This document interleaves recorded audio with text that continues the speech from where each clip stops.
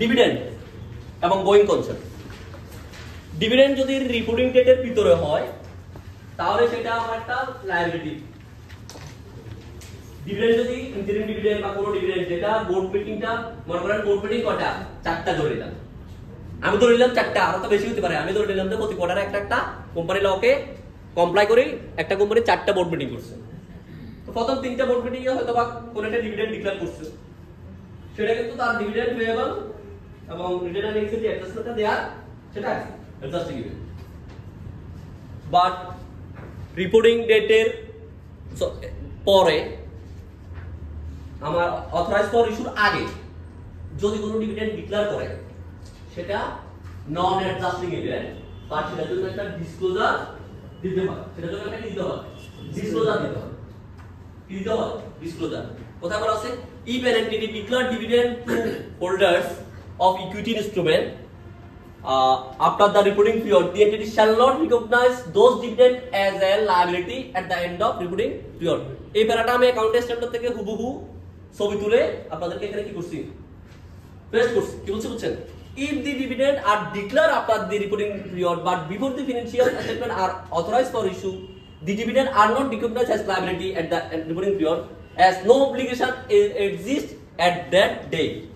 Such dividend are disclosed, কিন্তু এই ডিভিডেন্ডটা disclose করতে হবে রিপোর্টিং ফিনান্সিয়াল স্টেটমেন্টে ইভেন্ট আপনার রিপোর্টিং ডেট, ইভেন্ট আপনার রিপোর্টিং পিরিয়ড ডেট এইটার আন্ডারে ডিভিডেন্ড যে ডিক্লেয়ার করছে এই ডিভিডেন্ডটা আপডেট নো দিতে হবে, ডিসক্লোজার ম্যান্ডেটরি। এটা যদি না লেখেন নাম্বার 0, ডিসক্লোজার এখানে ম্যান্ডেটরি।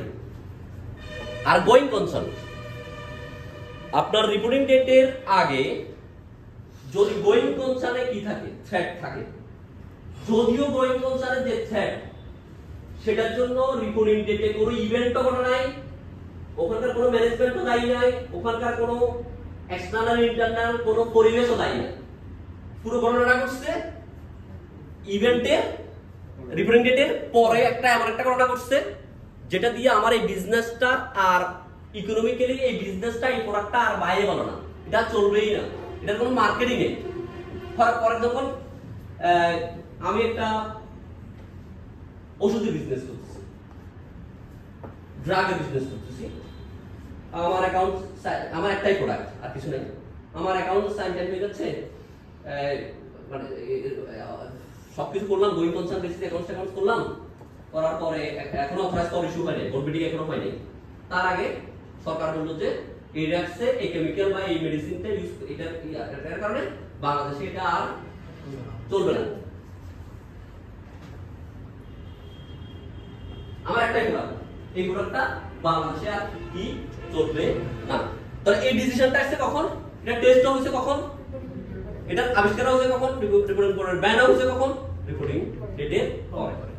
তাহলে সবকিছু রিপোর্টিং ডেটের তো দায়ী না থাকলেও এটা যদি বেসিস অফ অ্যাকাউন্টিং চেঞ্জ হয়ে যায়, গোয়িং কনসার্নে যদি থ্রেট থাকে তাহলে বেসিস অফ অ্যাকাউন্টিং কি হয়ে যায়, চেঞ্জ হয়ে যায়। বেসিস অফ অ্যাকাউন্টিং কয়টা, 3টা, cash basis, actual basis, breakup basis. আর আমরা নরমাল ফিনান্সিয়াল স্টেটমেন্ট কোন অ্যাজাম্পশনে করি, গোয়িং কনসার্ন অ্যাজাম্পশনে করি। গোয়িং কনসার্ন অ্যাজাম্পশনে যদি থ্রেট থাকে তাহলে ক্যাশ বেসিস এবং অ্যাকচুয়াল বেসিস দুটেই আর বাদ, তখন আমাকে কাউন্ট করতে হবে ব্রেকআপ বেসিস। তাহলে পুরো ফিনান্সিয়াল স্টেটমেন্ট পারভাসিভলি কি হয়ে যাচ্ছে, ডিস্টর্টেড হয়ে যাচ্ছে। সেই জন্য গোয়িং কনসার্নের যে থ্রেট আসলে সেটা সব সময় অ্যাডজাস্টিং ইভেন্ট, সেটা সব সময় কি ইভেন্ট, অ্যাডজাস্টিং ইভেন্ট। তাকে পুরো ফিনান্সিয়াল স্টেটমেন্ট আবার নতুন করে কি করতে হবে, প্রিপেয়ার করতে হবে ব্রেকআপ বেসিস। এটা ডিসক্লোজারটা ম্যান্ডেটরি, ডিসক্লোজার দিয়ে হবে না, কাজটা পুরোপুরি ফিনান্সিয়াল স্টেটমেন্টটা আবার নতুন করে ব্রেকআপ বেসিসে তাকে করতে হবে। স্যার এটা কি ওইটা আসতেছে, আরো আসতেছে, ধৈর্য ধরেন। লিস্ট অফ অ্যাডজাস্টিং ইভেন্ট, কোন কোন ঘটনাগুলো অ্যাডজাস্টিং ইভেন্ট অ্যাকাউন্টিং স্ট্যান্ডার্ড বলতেছে প্যারা 9 এ। অ্যাকাউন্টিং স্ট্যান্ডার্ডে কত নাম্বার প্যারায়, 9 নাম্বার প্যারায়। Events that indicate that going concern assumption in relation to the whole or part of the entity is not appropriate. Going concern যে assumption সেটা যদি আর appropriate না থাকে তাহলে সেটা একটা ইভেন্টটা যদিও কখন অ্যাডজাস্টিং ইভেন্টটা আফটার রিপোর্টিং ডেটের পরেও যদি হয় সেটা adjusting event. Settlement after reporting date of court case, ওই যে বললাম আমার রিসিভেবলস কি হয়ে গেল, ব্যান্ড হয়ে গেল। সেলস করছি কখন, রিপোর্টিং ডেটের আগে, বা ট্যাপ ডেট হচ্ছে কখন, পরে।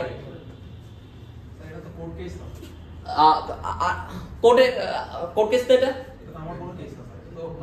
যেই হোক। আচ্ছা আমার কোনো কেস যদি থাকে, আমি গাড়ি কাউকে মেরে দিছি 30 জুনের ভিতর, কাউকে মেরে দিছি, আমি ধরে নিয়েছিলাম যে আমি রাইট সাইডে ছিলাম, ও রং সাইডে ছিল, আমার কোনো লায়াবিলিটি আসবে না, পুরোপুরি দায় ওর। আমার অ্যাসাম্পশন ছিল এটা, আমি কোনো অ্যাডজাস্টমেন্ট নিই নাই। কোর্টের রায় আসলো আমার বিরুদ্ধে, রায় চলে আসলো, তখন এটা আমার এখন অ্যাডজাস্টিং ইভেন্ট। এটা অ্যাডজাস্টিং ইভেন্ট, কারণ মার্চি কখন 30 জুনের পরে, কোর্টের রায় পরে আসলো, এটা অ্যাডজাস্টিং ইভেন্ট। আচ্ছা, ব্যাংক্রাপসি অফ কাস্টমার কি বলছেন? কোন কাস্টমার যদি দেউলিয়া হয়, এই দেউলিয়াটা হচ্ছে কখন, রিপোর্টিং ডেটের পরে, সেটাও কি adjusting event. Sales of inventory after reporting date that give evidence that they are net realizable value at reporting date. ওই যে বললাম একটু আগে, বিএসআরএম তার প্রাইস ডিক্লেয়ার করলো, প্রাইস ডিক্লেয়ারে 98,000 টাকা থেকে 90,000 টাকা করলো, 8,000 টাকা করে প্রতি টনে কি হয়ে গেল, কমে গেল।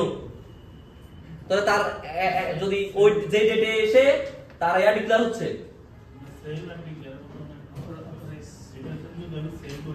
সেল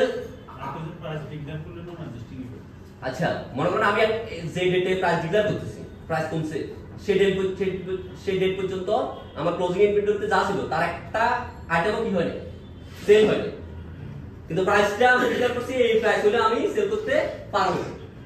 তাহলে আমি কত টাকা ইনভেন্টরিতে ভ্যালুয়েশন গুলো যখন করব, তখন আমি আগের প্রাইস ওই আমার রিপোর্টিং ডেট 98,000 টাকা ছিল, এখন 90,000 টাকা, আমি কোন রেট দিয়ে ভ্যালুয়েশন করব? আমি আপনি বুঝতে পারছেন? সেল করে ফেলছি যেটা, তো সেটা তো যত টাকা করছে তত টাকা দিয়ে আমরা ভ্যালুয়েশন করব। যেগুলো এক্সিস্টিং আছে, এক্সিস্টিং এই লাস্টের ডেট পর্যন্ত যে প্রাইসে আছে সেই প্রাইসে আপনাকে কি করতে হবে, ভ্যালুয়েশন করতে হবে। সব তো আর আমরা একদিনে বিক্রি হয় না। কি বলছো? কাস্টমারের ক্রেডিট ইন্স্যুরেন্স থাকে, ব্যাংক্রাপসি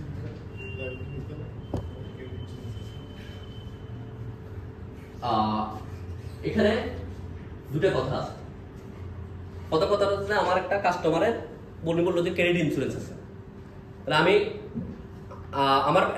আমি পাবো ইন্স্যুরেন্স কোম্পানি থেকে, এটা আলাদা একটা এন্টিটি, আবার আমার রিসিভেবল সেটা আলাদা একটা এন্টিটি। দুটা ট্রানজাকশনকে আমি সেপারেটলি যদি ইভ্যালুয়েশন করি, প্রথমটা হলো যে ব্যাংক্রাপসি হচ্ছে এটা অ্যাডজাস্টিং ইভেন্ট, আমাকে এটা অ্যাডজাস্টমেন্ট নিতে হবে। আবার এই ইন্স্যুরেন্স কোম্পানি থেকে আমি টাকা পাবো না, সেটা ইভ্যালুয়েশন হবে IS 37 এর ভার্চুয়ালি সার্টেন। মানে আমার অ্যাডভোকেট বা আমার কনফিডেন্স যদি এমন হয়, আমার যে রিস্ক কভারেজ আছে সেই কভারেজ অনুযায়ী যে আমি পাবো এটা 100% শিওর, সেক্ষেত্রে হবে সেটা আবার অ্যাসেট হবে। যদি পিএল ইমপ্যাক্ট কি হবে, 0 হবে, বাট আলাদা লায়াবিলিটি আলাদা অ্যাসেট কি করতে হবে, দেখেন দুটা সেপারেটলি কি করতে হবে, দেখেন যদি পাবে এটা কনফার্ম, মানে অ্যাসেটের ক্ষেত্রে 100%, অলমোস্ট 100%, অ্যাসেটের ক্ষেত্রে অলমোস্ট 100% না হলে রিকগনিশন করা যাবে না, প্রবাবল দিয়ে যাবে না। অ্যাসেটের ক্ষেত্রে প্রবাবল দিয়ে যাবে না, লায়াবিলিটির ক্ষেত্রে প্রবাবল, অ্যাসেটের ক্ষেত্রে অলমোস্ট সার্টেন, একদম কনফিডেন্ট, একদম শিওর, 100% শিওর। আচ্ছা সেটা আমরা 37 যখন করব তখন আমরা আরো ক্লিয়ার হব।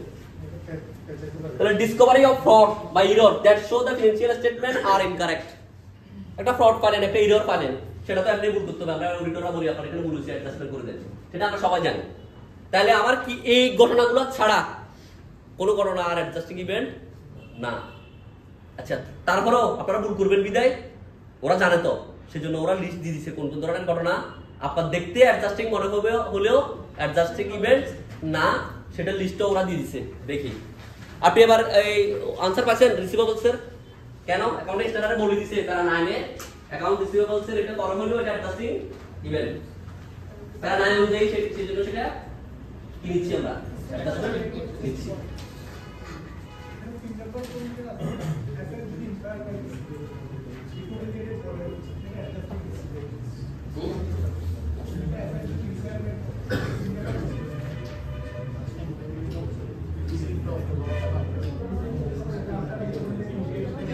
কোনটা কোনটা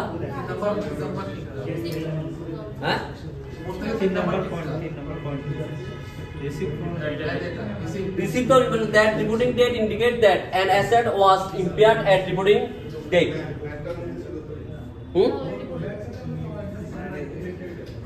আচ্ছা এটা ইম্পেয়ার্ড হলে ইম্পেয়ারমেন্ট এবার নন অ্যাডজাস্টিং পড়ার আগে ইম্পেয়ারমেন্ট এবং সেলের ডিসিশনের মধ্যে পার্থক্য কি সেটা বুঝা যাবে না।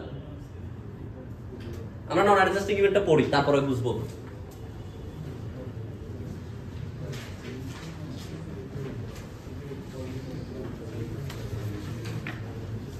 List of non adjusting event para 22 তে আছে দেখেন major business combination or disposal of major subsidiary, major purchase or disposal of asset,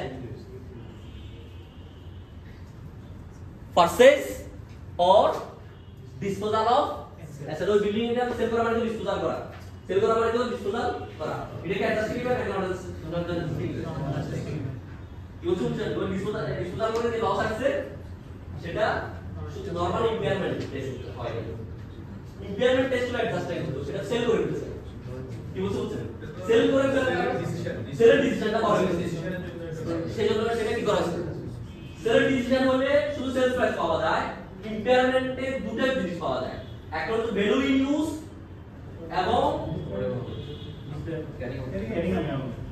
value in use এবং reliable which one is higher আছে না সেল করবে তো ভ্যালু ইন ইউজ আর কি নাই ভ্যালু ইন ইউজের কোনো ফিগার নাই সেই কারণে সেল এবং ইম্পেয়ারমেন্টটাকে সেলস প্রাইস দিয়ে ইম্পেয়ারমেন্টটাকে ইন্ডিকেট করা যাবে না।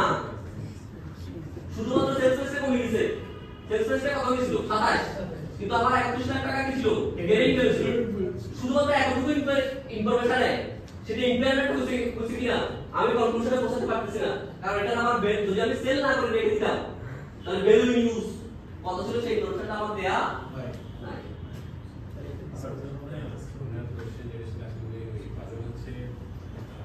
আমি এই ক্ষেত্রে দেখা যাচ্ছে কি সেল করছি বা সেল প্রাইস কম পাইছি এই ক্ষেত্রে হচ্ছে নন অ্যাডজাস্টিং বাট ইনভেন্টরি ক্ষেত্রে যদি আমি সেল করি এবং হচ্ছে এখন যেটা কোশ্চেন রেজ করছে ইনভেন্টরি হচ্ছে আমার ভ্যালুয়েশন 100 টাকা আমি সেল করছি যদি 90 টাকা হয় সেটা অ্যাডজাস্টিং হবে অ্যাডজাস্টমেন্ট হবে এটা সেম টাইম হচ্ছে কি আমার ভ্যালুয়েশন রেট প্রাইস ডিক্লেরেশন 90 টাকা।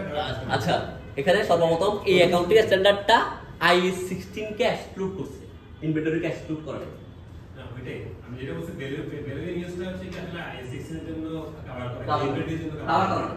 এটা ডিফারেন্স এটা এই ডিফারেন্স এটা ইম্পেয়ারমেন্টটা একটা কথা বলছি আপনারা সর্বপ্রথম মনে করতেছেন যে কি রে 31 লাখ টাকা থেকে 27 লাখ টাকা এটাতে কিন্তু ইম্পেয়ারমেন্ট হচ্ছে যে আমি ইন্ডিকেশন পাচ্ছি শুধুমাত্র এখানে একটা ইন্ডিকেশন পাচ্ছেন যেমন আমরা নেট রিলেটেবল ভ্যালু কিন্তু এটা ভ্যালু ইউজ যদি আমি বিক্রি না করে রেখে দিতাম ওটার ভ্যালু কত হতো 31 লাখ টাকা থেকে তার বেশি হতে পারতো আমরা ইনভেস্টমেন্ট শেয়ার কিন্তু এটা কভার করে না হ্যাঁ শেয়ার যদি দাম পরে না সেটা আইফারস 9 অনুযায়ী কভার হবে এখানে অ্যাডজাস্টমেন্ট হবে না মানে শেয়ারের দাম কমে গেছে সেটা কিন্তু এখানে কভার হবে না সেটা আইফারস 9 অনুযায়ী হবে সেটা ডিফারেন্ট যখন আরো অ্যাকাউন্টিং স্ট্যান্ডার্ডগুলো যখন আমরা করব তখন আমরা ক্লিয়ার হয়ে যাব যে কোনটা মানে এটা দিয়ে হবে কোনটা হবে না। তবে মানে আমি নিজে আজকে আপনাদেরকে পড়াতে গিয়ে ইম্পেয়ারমেন্ট এবং নেট রিলেটেবল ভ্যালু ওই যে 31,000 টাকা এখানে 27,000 টাকা কেন এটা আমি জানতেছি তো এটা দাম কমে যাচ্ছে কেন এটা অ্যাডজাস্টিং না ওই যে একটা ভ্যালু নিউজ এটা আমার মাথায় এখন ঢুকছে মানে আপনাদের কোশ্চেনগুলো আমাদেরকে কি করে আরো নলেজটাকে আরো বাড়ায় না আমার কাছে তখন একটু মানে আমার মাথায় তখন এই 5-10 সেকেন্ডের ভিতর যত ধরনের যুক্তিগুলো ছিল ডেপ্রাইভেল ভ্যালুর পুরো ফর্মুলাটা আমার মাথায় ঘুরছে সাথে সাথে ইম্পেয়ারমেন্টের ওই ডেপ্রাইভেল ভ্যালুর পুরো ফর্মুলাটা আমার মাথায় সাথে সাথে ঘুরে গেছে ঘুরে গেলে বলতে আমি আনসারটা দিতে আমি পুরো সর্বপ্রথম একটু জানছিলাম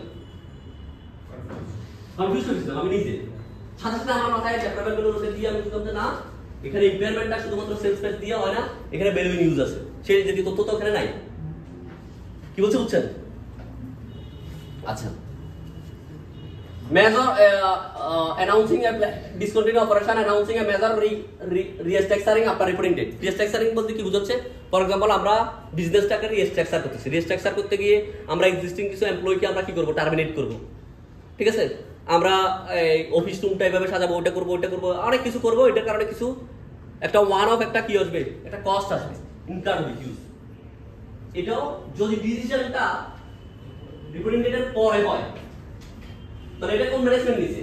30 জনের ভিতর যে ম্যানেজমেন্ট ছিল তারা নেয়, তার পরের দিনের কেউ নিছে, সেটা এর পরের পিরিয়ডের ইভেন্ট, আমাদের না। তবে সেটার একটা ডিসক্লোজার, এগুলো সবগুলোর কিন্তু একটা ডিসক্লোজার দরকার। এগুলো সবগুলোর কি দরকার? এখানে লেখা আছে, এগুলো সবগুলোর কিন্তু নেচার অফ দ্য ইভেন্ট এবং এস্টিমেট, এটার ইমপ্যাক্ট কি হবে সেটা ডিসক্লোজার লাগবে। অ্যাডজাস্টিং না, কিন্তু ডিসক্লোজার ম্যান্ডেটরি। নন অ্যাডজাস্টিং ইভেন্ট এখানে যেগুলো আছে সেগুলোর ডিসক্লোজার লাগবে,